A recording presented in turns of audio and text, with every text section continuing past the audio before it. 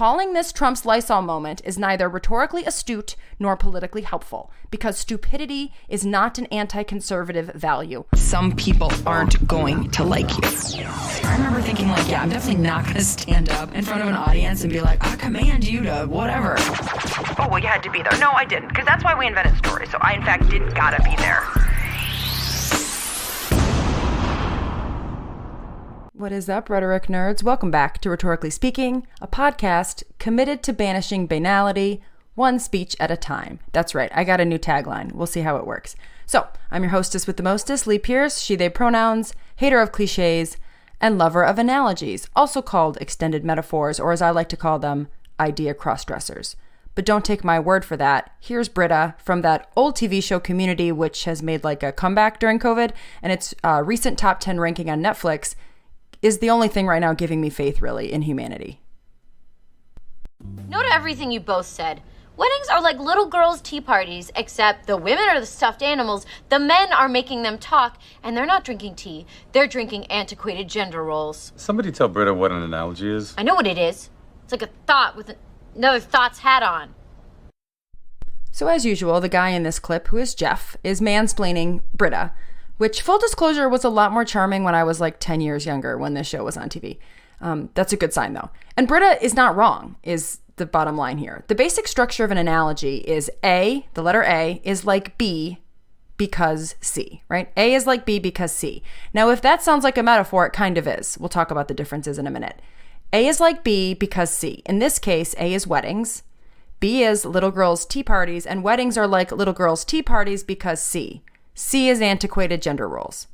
The analogy is pretty solid. The issue is that within the analogy, Britta starts crossing streams between A and B and winds up with the last piece, quote, they're not drinking tea, they're drinking antiquated gender norms.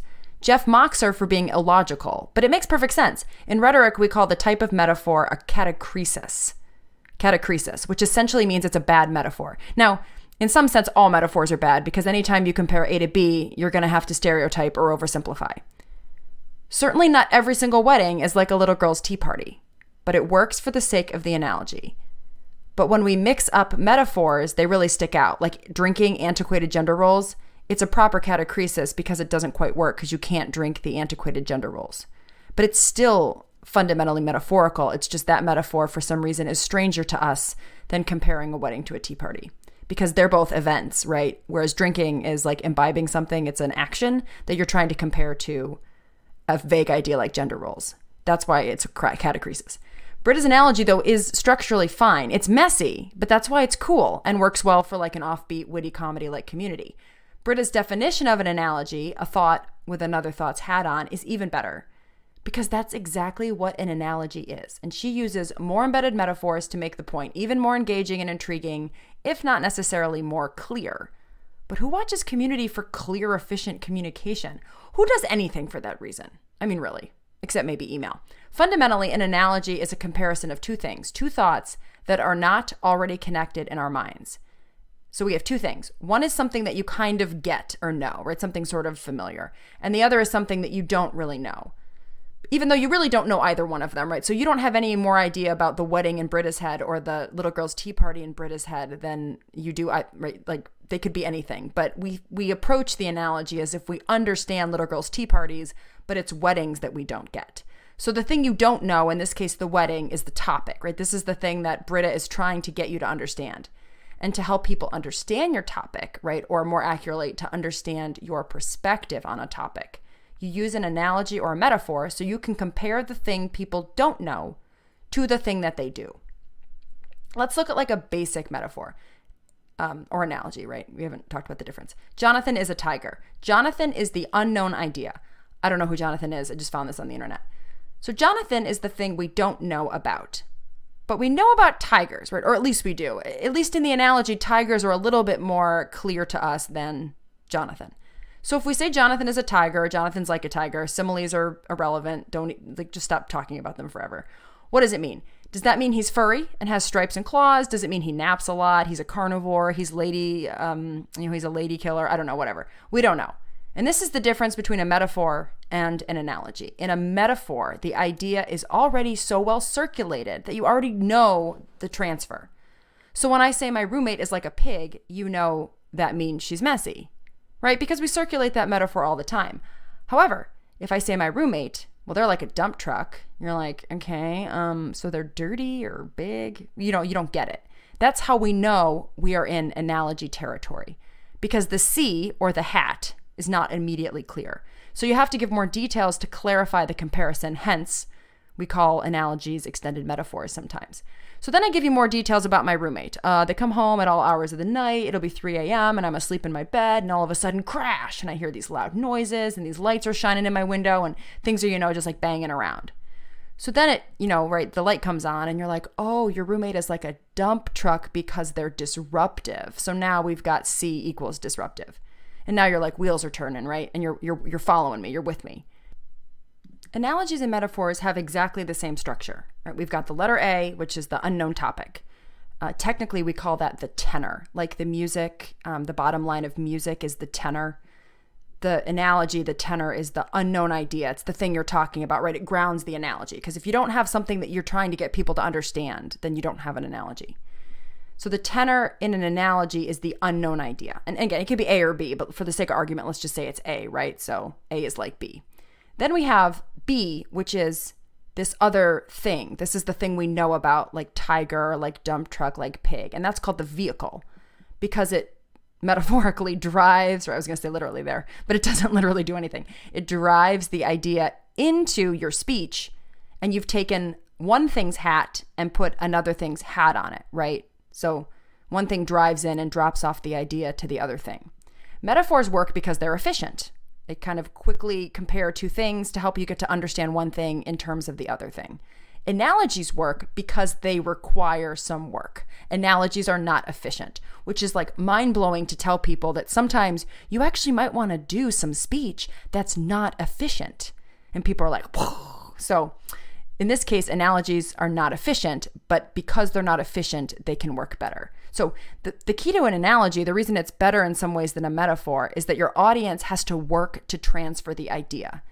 You're constructing the analogy, they're participating in what's happening. That's why when I gave you the dump truck example, you had to kind of stick with me for a minute before the switch flipped and you understood. But that switch flipping is so much more rewarding because you had to engage in it and think about it. That's what makes it fun. That's why you feel more connected to speakers who give analogies. If I just give you the metaphor, it's fine. I've conveyed the information. Unless, of course, we're talking about like beautiful stylistic metaphors, but that's typically a different kind of speech than the sort of stuff that I'm usually looking at. Analogies, of course, they work well, but that always comes with a cost, right? It's always trade-offs. So one downside, there's really two, but let's look at the first one. One is that analogies aren't true. So they're like really easy to rip apart if you're on the opposing side. But that's true of literally everything, and I mean that literally now, as well as metaphorically. So it's not a good reason to steer away from analogies, because humans are fundamentally analogy-making reasoners. We don't look at things in their own right, divorced from everything else, and make this objective, logical decision about the specific thing in front of us. No, we make sense of things by comparing and contrasting them to other understandings. We are fundamentally stereotypers, if you think about it. The issue is that some people have more flexible categories. So we call those more like schematas, right? Schemas. So if I have a group that means like women, it includes all kinds of things. So even though it's a loosely affiliated group, it's still a grouping. But I let new information, like I let trans women in, and I let women who aren't mothers in, and all that stuff. You know what I mean? People who are true stereotypers, not true, but who are like severe stereotypers, they never let once they've formed a category, it's tight. They clam it up and they close it off from anybody or anything that could possibly contaminate the category. It's not that some people stereotype and some people don't. It's that some people have flexible stereotyping and some people have rigid stereotyping. And of course, those are binaries, but I just mean they're like on a spectrum. And we can be flexible and rigid about multiple different things. My father probably has a very flexible stereotype for hunting guns, but he does not have a flexible stereotype for Mexicans. All right. I am, on the other hand, the other way. Like, all guns are guns, and there's lots of different types of wonderful Mexicans, and, so we like flip. But so there's different ways in which we are rigid or firm stereotypers. But fundamentally, human beings are analogical reasoners. The other big downside, but this one is one you can actually control in the way that you construct the analogy, is you lose the forest for the trees. Another metaphor. which basically just means getting so focused on the details that you lose track of the point, something I may or may not do relatively frequently in this podcast. So that's what makes Britta's analogy so good. It's clever and stylish, has enough details to be fun and like almost lose track of the point, but it doesn't actually lose track of the point. Jeff's mockery of her is mocking really more her creative use of language, not her fundamental reasoning skills. It's just he collapses those two for the sake of mocking her. When you get too dependent on developing the details that you forget the idea, right? The hat. That's what ruins the analogy. We're going to look at an example from Fresh Prince, but first a word from our sponsor. Who is me? All me, in the words of Drake, came up, that's all me, stay true, that's all me for real. Well, me and my producer, Cal. Oh, and my art director, Dennis. But I pay them, so they're still me. And I do it with maximum love and minimum martyrdom because I just have the passion of 1,000 suns to get something into the mainstream media that is not more binaries, more cliches, more superficial analysis that gets us absolutely nowhere except back where we started. So join the conversation. Seriously, I would love to hear from you. Tag me on social media. Use the hashtags fight the cliche with or without the little, I don't know what that thing is called, the accent mark, and hashtag use your words. Every episode has a blog version linked in the show notes. Open it up and you can grab one of the quotes I've already got set up for Insta tweeting, or just give your favorite episode a share or recommend the podcast to friends. Cliches are damaging, soul crushing, and the people in your life deserve to see the options that they have for how to think and how to speak. Okay, plug over, I promise, on to Fresh Prince. Morning, Dad. Morning, son. Hey, look, Uncle Phil, check it out. Can I talk to you for a second? Do you have to? Come on, Uncle Phil, this is serious, man. I need to talk to you about, cars. Cars? Oh, cars. Yeah, well, I guess it is about time that you and I started talking about cars.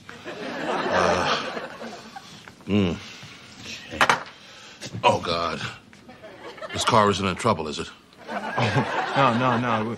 Never been off the lot, far as I could tell.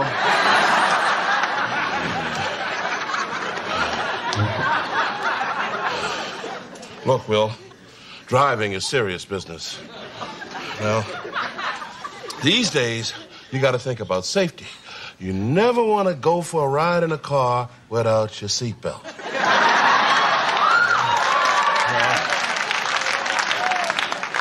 And use your brakes.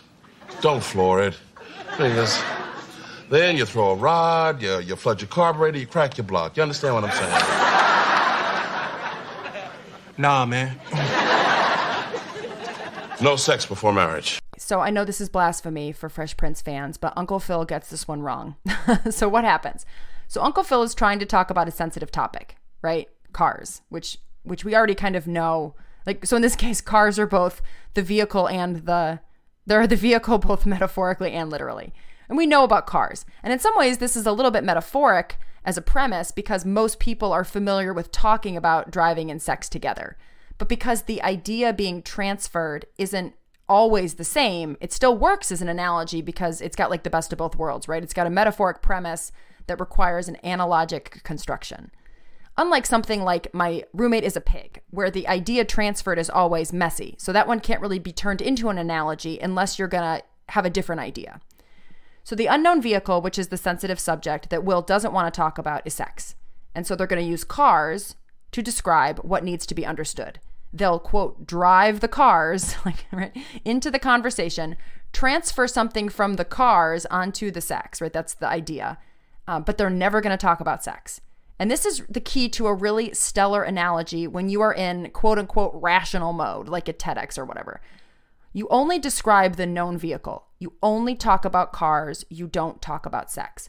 Britta's analogy is no less rational. It's just that she mixes together her A and B and makes her C a metaphor. So if you're using my advice, like to write stand-up comedy, then you do it more like Britta, because the catachresis is what accounts for it being funny.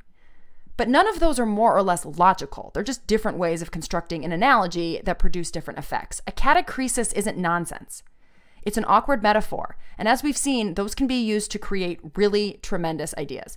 But with Uncle Phil, unlike Britta, the catachresis falls apart. He's not babysitting the catachresis carefully enough.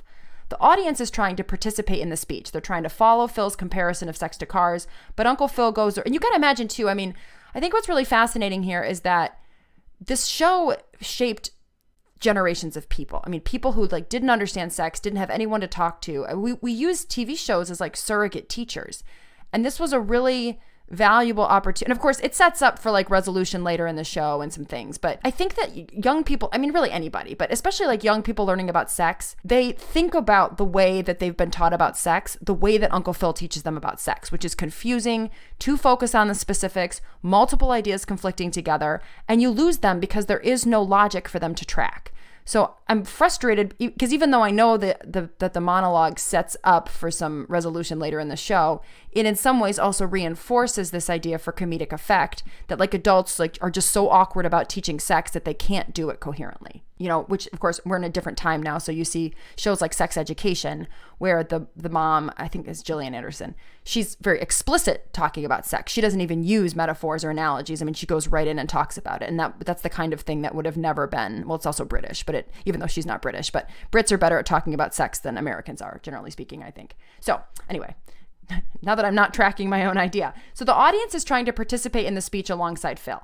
But Uncle Phil gets all caught up because instead of focusing on the one idea he wants to communicate to Will, he starts going on and on about all this car stuff, cracked blocks, radiators, all this stuff. And then he says, "Do you understand what I'm saying?" And Will says, "No." And it's funny, but it's also sad because Will wanted information. He wanted to understand, and he doesn't. And that's because Phil let the details create too many competing ideas.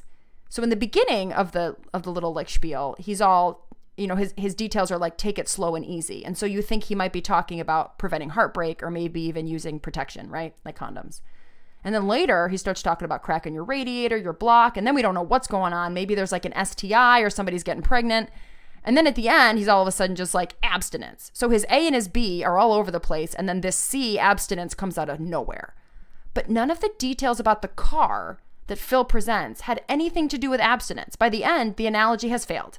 Because unlike Britta's complex but still intact ABC structure, Phil's is all A, cars and driving, too many C's, right, the ideas which end in abstinence, and hardly any consideration for the B, which is how the cars have anything to do with sex, which is the whole fucking reason that the teenager asked for the story in the first place. So now to kind of contrast that, let's look at an analogy that works in a more coherent, quote unquote, logical way. And this is the cars analogy that Obama used during his 2012 presidential campaign.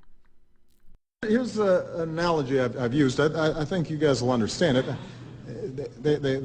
They drove the economy into a ditch. And so me and Joe and others, we went down into the ditch and we put on our boots, and it's muddy down there and slippery and it's hot and there are bugs, and we're pushing and we're shoving to get the car out of the ditch. And the whole time the Republicans are standing up there comfortable, sipping on a Slurpee, watching us. They're saying, "You got to push harder. You're not pushing the right way." But we keep on at it. You know, every once in a while we ask them to come down and help, and they say, no, we're not going to help. Finally, we get this car back on level ground. It's a little dented. And it's got a few holes in the fender, but we're finally moving in the right direction. Suddenly we get a tap on the shoulder, and they say, "Excuse me, we want the keys back." You can't have the keys back because you don't know how to drive. They don't know how to drive the car. They can't have the keys back. Oh, I know Obama did some shitty stuff, right? He dropped bombs on Libya. He was in the pockets of Big Pharma, but man, like rhetorically, I miss Obama so much, okay? And this analogy is a really good example, right? It's a textbook analogy. It doesn't talk about the economy or fiduciary policy or even like who the specific Republicans are. I mean, the Republicans are like a comic book character in this analogy. It's perfect. And also at the same time, though, while the the specifics of like economic policy and politics, which are the kind of the quote unquote boring stuff, right? Well, they're very vague and left to sort of operate in the background. The concrete description really lets your imagination do some work without stressing you out the way that like, you know, the cracked blocked radiator does. You know, he's down there, they're in the mud and they're digging the car out and they're just rolling up the sleeves. I mean, it's got these great details. So again, it's not like a creative writing exercise because certainly nobody has tolerance for that. But it also shows instead of tells. And they're in the mud and there's the bugs and all this stuff. And then the Republicans are up there, you know, staying cool, high up on the hill. And I love the way that the analogy has sort of the like down in the trenches versus up on the hill. It creates a really nice like elitist kind of comparison. And then they're slipping on the Slurpee and then they're like, can we have the keys back? I mean, it's just so well done. And then, you know, Obama sort of used this metaphor a lot in that campaign. And after a while, people started mocking him, you know, not people, but like, you know, people who opposed him started mocking him like, oh, there's Obama and that cars analogy again. But by the end of the campaign, people were making signs that said, like, you can't have the keys back. I mean, this is what really great speech does. It creates new ways of understanding that produce, for better or worse, right? Because the same stuff that produces these really like we can do it, give us the keys back, right? These kind of refrains, these chants, we shall overcome, all that jazz that unite people in their passion and their fight. And you know, nobody got a slogan like Obama, and nobody gets a slogan like Trump. You know who doesn't get slogans? Clinton did not get slogans. I have an episode coming up on this, but Clinton not only workshopped the two worst punchlines that I could ever think of for, right, I'm with her. It's so unmotivating. And I think that this is the great thing about really cool analogies is when you do stuff like this well, it's not about the information. Obama's not trying to get people to really understand the Republicans' handling of the economy. He's trying to get someone to understand a general idea or way of thinking about the handling of the economy. And it was so effective, and people loved the analogy so much. You know, again, people sympathetic to Obama probably already. I don't think he was turning any staunch conservatives to his side with this analogy. But when he would tell it enough, they would get these catchphrases and people would start saying slogans and there were t-shirts made and people were chanting it. And he got to the point where he got to the rallies and he would get to the punchline and everyone would cheer, you can't have the keys back. And I just think if we would just play with words more often and we would engage in these kinds of again, this is basic stuff that people don't do because quote unquote, it's not objective or it's not informative. And it's so sad. So anyway, we wind up with this really clever analogy that does everything right. And it's got this great detail about the Slurpee. And it's just enough to make it a little bit cute and hilarious, but not so much that it feels like Uncle Phil. And now, you know, normally this isn't a podcast about like how to give a speech, but I'll just kind of give you some takeaways. So if you're thinking about taking Obama's analogy and turning that into a quick how to write a kick-ass analogy, keep in mind, that in most speaking situations, you're going to want to be more Obama about things. If you're doing stand-up comedy or like, God forbid, just want to be weird and fun, then you borrow more catachresis out of the Britta guidebook. But they're both fundamentally the same structure. They just combine with different rhetorical figures to get different effects. Obama's is very more like logical and funny, but not like stand-up comedy funny, just funny enough to be likable. Whereas Britta's is much more hilarious and ranty and weird and like femo-aggressive. And so it all depends on the tone that you want, but the structure remains the same. All right, first of all, you're always going to need like 30 or 45 seconds to really rock an analogy. You can't do an analogy in 10 seconds. If you're doing a 10-second analogy, you're doing a metaphor, that's fine, but just don't assume that throwing a metaphor in there is going to do the same work that an analogy will. And I can't tell you, I mean, I'm not like a studies person or whatever, but I have read a couple of compelling, I don't call them studies because the case sizes are small, about how the best teachers and the best speakers use analogies. It's one of their fundamental things in their toolkit when they give speeches. So I don't know who is listening to this. I don't know if you're business people. I don't know if you give presentations on Title IX. I don't know if you're other professors. I mean, I know maybe 12 people that actually listen to this podcast as like individual human beings. You know, you might be a part-time lawyer, you might be a parent, but I'm telling you, all of you need analogies. You need to use them all the time. You need to get good at them. And you need to learn from Obama and not drive the same analogy into the ground over and over again. Once it's hit its peak, write new analogies, right? That's how you keep things fresh. Okay, so then you got to show and not tell. Muddy boots and flies, not we worked really hard. They were up there on the mountain saying, give us the keys back, not they ruined fiscal policy, they're terrible people. And this works really well because you can sort of imply that you're saying, and this is a lesson, I mean, I hate to tell people, but like this is a lesson out of Trump's book. when he did the whole, I don't know, there's nothing we can do about Clinton, for the Second Amendment people, maybe there is. He implied that if you were a gun supporter, you could kill Clinton. Like, that's the implication of that. But he didn't say it. And that's the game, you know? And I would love to see that skill set. And you don't have to call it a skill set, but whatever, accidental stumbling upon a skill, if that's what you want to call it. I would love to see that used for good instead of evil. All right. And I'm using a binary there, but for the sake of argument. And then you also want to keep it detailed, and you want to really like think about quality over quantity. So you want a few of the best concrete details, right? The Slurpee, the flies, the rolling up the sleeves, but not too many, because otherwise you wind up in Uncle Phil territory.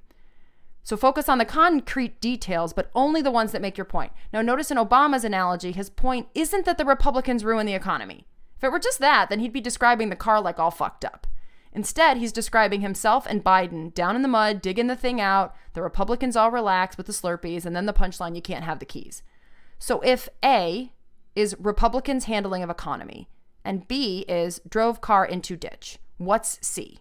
Based on the way that Obama's constructed the analogy. Is it irresponsible? Is it recklessness? Sure. Bad drivers? No, that would be literal, makes no sense. Entitled, right? That's the secret sauce in Obama's analogy. The Republicans' handling of the economy was entitled. Why? Because Obama knew that an average voter isn't going to have a strong enough conviction about policy management and economic planning to get excited about this speech. But they do get how shitty it is at a general human being level to have to fix someone else's screw up, and then they keep screwing up. In fact, like, responsibility is a conservative value. That's why the analogy works, because it's got that extra layer of idea magic in the construction, using the conservative value of responsibility and anti-entitlement back against the Republican administration. All right, now, let's talk about what is widely being hailed as Trump's, quote, Lysol moment, and why that is not the right name for it. Because again, the whole reason I taught you all these analogies is because I want you to be able to read the stuff that's happening now, not because I want you to, like, yeah, we can fan be about Obama all day long, but that's not going to get us anywhere.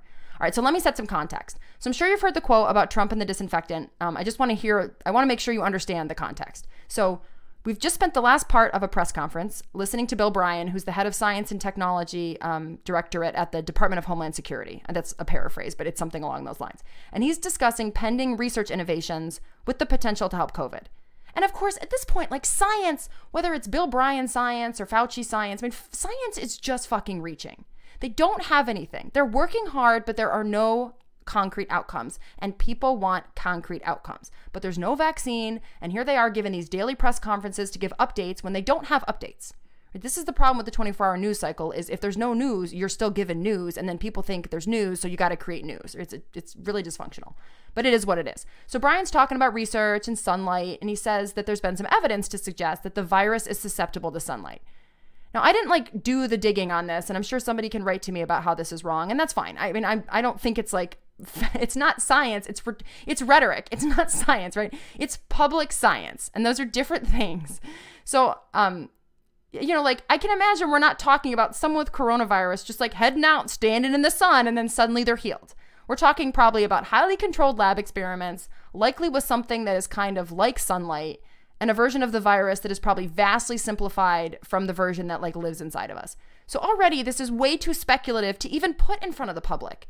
But I get it, right? They've got nothing, and people need them to give them something. So whatever, at this point, it's rhetoric and politics and barely science. And yes, if there are scientists out there, I would love for you to do your own podcast about the science problem. But at this point, the science problem is behind a rhetorical problem, because it's not even real science yet. It's just speculative ideas they're chucking out there to keep people engaged and optimistic that everything's going to be okay, right? Because at the end of the day, what does the government want? For you to not riot. That's the whole deal. All right. So then Trump gets on the mic after Brian and says, I'm just going to play it for you again. If you don't want to listen, you can mute it, but here it is. Thank you very much. So I asked Bill a question that probably some of you are thinking of if you're totally into that world, which I find to be very interesting. So supposing we hit the body with a tremendous, whether it's ultraviolet or just very powerful light, and I think you said that hasn't been checked, but you're going to test it. And then I said, supposing you brought the light inside the body, which you can do, either through the skin or in some other way. And I think you said you're going to test that, too. Sounds interesting. Right, and then I see the disinfectant, where it knocks it out in a minute, 1 minute. And is there a way we can do something like that by injection inside or almost a cleaning? Because you see it gets on the lungs and it does a tremendous number of the lungs. So it'd be interesting to check that. So that you're going to have to use medical doctors with. But it sounds interesting to me. So we'll see. But the whole concept of the light, the way it kills it in 1 minute, that's pretty powerful. This is Trump's Lysol moment, as it has come to be called, and people have called it stupid, ridiculous, brain damaged, and a Lysol spokesperson called him a dangerous moron. Only one of those words is accurate, and that word is dangerous. It's not a moronic argument. It is bad science, but bad science isn't necessarily bad rhetoric. And also, rhetoric isn't good or bad. It has effects or other effects or this other kind of effect or that other kind of effect. So trying to decide if what Trump did was good or bad is a huge waste of everyone's time. All right. Not in the moral sense, but in the was the language good? Is he sick? Is he demented? Is his brain broken? Is not a productive conversation. All right. Here's why. So you've got A, which is sunlight, powerful light, right? Which, for the average person listening to this, they watch science fiction movies. They see shit about UV ray lights all the time. They see black lights. They see light disinfectant. I mean, lights do disinfect some stuff, They see, the lights at the hairs. I mean, they have a basic understanding of sunlight, and Trump knows that's all he needs. Now, notice Trump never talks about the specifics of diseased bodies. Neither really did Brian. They're focusing entirely on the act of comparison with a focus on driving A, the sunlight, over to B and dropping off the idea. Right? They're not interested in actually looking at the complexities of how the human body works. A scientist would poke holes in this analogy all day long, and that's totally fair. We should. But in terms of public argument, this is how the discourse went down. So what's the idea that A is dropping off at B? Disinfectant, right? Powerful light disinfecting surfaces. That's exactly the word that Trump uses in the clip. He didn't say Lysol, right? He said disinfectant. Now, he did say hand sanitizer. And again, if I'm the president of the United States, I'm going to ask myself, when I say disinfectant, what do people think about?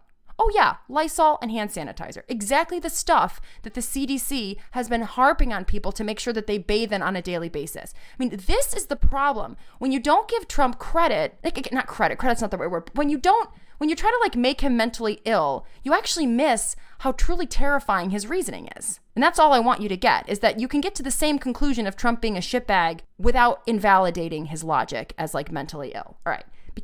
And I have a reason for why this is important. So medically, Trump is wrong. But argumentatively, rhetorically, he's not wrong. He's dangerous. His comparison was structurally sound according to the same standards of analogy that we applied to Obama, except he used the analogy to discuss medical research in a dangerous and highly volatile setting. So this is what Fox News' Brett Baier said. What's problematic for this president is that sometimes he goes on these riffs. And when you're dealing with medical statements, when you're riffing from a podium, sometimes that works great on other topics when politics comes into play. But when riffing about possible cures or treatments, it didn't seem like it was coming off as sarcastic when he was talking and turning to Dr. Birx on the side. Obviously, this spurred all kinds of coverage. It spurred a statement by Lysol not to inject its products. It spurred the FDA to put out something as well. And obviously, this is his answer to all of that criticism. But the president does get himself into these issues. I don't think he wants to cause any harm to anyone, obviously. And no one at home thinks, oh, you know what, I'm going to go drink bleach. I don't think. Right. But it is something that he clearly stepped in here. So Baier uses the phrase Trump stepped in it. And he says that his ranting and his off the cuff, pontificating, going on these tangents, get him in trouble, especially in highly volatile situations. So Baier's a Fox News guy, so he's underselling the dangerous piece. But his analysis of Trump's speech is just as accurate in terms of structure as saying that he's a moron, right? Trump ran with the analogy of scientific method to the analogy of generic accessibility, and as a result got translated, right, by the person listening so that a concept like drinking bleach made sense alongside a concept like sunshine disinfectant. But it's not stupidity, it's fundamental mishandling of an analogy. And here's where Byer's dead wrong. At the end, right, did you notice he says, but people won't take him seriously, I don't think, And here's where we find much better leverage to disassemble Trump than the stupid argument. The stupid argument doesn't work because the people who believed Trump and for whom the analogy made sense and went to drink the bleach do not want to be called stupid. If you call Trump's argument stupid and you call him mentally ill and you call him whatever, then the people who listen to him are also stupid, right? Because they're also thinking in terms of analogies. It's not going to work. But where the conservatives have trapped themselves is being like, oh, it's not going to cause a problem, right? That was an accident. I mean, Buyer stepped in it there himself because they're not taking responsibility for the effects of their language. They get to say whatever they want while they're up in their newsroom, just trying to stay in power, and they don't take responsibility for the consequences. In fact, they don't even have a sense that there are consequences. Or if they do, they literally don't care as long as they have talking points for the press conference. Remember entitlement. That's the lesson we can end on from Obama. Calling this Trump's Lysol moment is neither rhetorically astute nor politically helpful because stupidity is not an anti-conservative value. On the contrary, conservatives keep the public stupid to keep them voting red. The state-by-state data on education funding proves that without any hesitation. But entitlement, not accepting the consequences of your actions, making your mistakes someone else's problems, those are conservative values. And that is how you dismantle Trump for a conservative office, not by repeatedly calling him, and by extension the people he supports, stupid. And then you get mad on behalf of the people he supports. Democrats ought to be out like visiting victims of bleach poisoning, helping them get financial help and health care, getting mad on their behalf that Trump was so irresponsible. I mean, if I were the DNC like publicity coordinator, I don't even know if they have one, I would be calling every local office in states where they had the spike in the disinfectant bleach poisoning calls, and I would be getting politicians and some paychecks to their bedside, and I would put that shit all over the media, okay? And then you're not only that, but like, that's the ethical thing to do. I mean, we should be mad as people who love people and believe in people. We should be mad on their behalf that Trump was so irresponsible and sympathizing with them because they're so desperate and sad and uneducated and adrift and out of their element right now and always, right? That they saw a solution from someone they trust and they took it. And instead we are shitting all over them. So just as one example of many, right? Here's a headline from Joshua Holland from Raw Media, okay? Instead of warning idiots not to drink bleach, Democrats should be forcing a national debate about Trump's fitness for office. This is a total and complete contradiction. And not like the good kind, right? The dumb kind. Like, this is dumb. You can't make anyone who supports Trump or is politically disengaged entirely to engage in a conversation about Trump's fitness for office, which they will inevitably turn into a conversation, by the way, about Biden's fitness for office, which is where this whole speech equals mental health conversation is really going to bite us in the ass, until you also stop calling these same people idiots. They are not idiots. They are victims. And until we start treating them that way, they will keep going back to the owner that kicks them repeatedly, because at least he gives them a treat once in a while. Become a little less cliche with each new episode of Rhetorically Speaking, dropping every Tuesday. Be sure to hit subscribe and leave a review on whatever app you use to listen.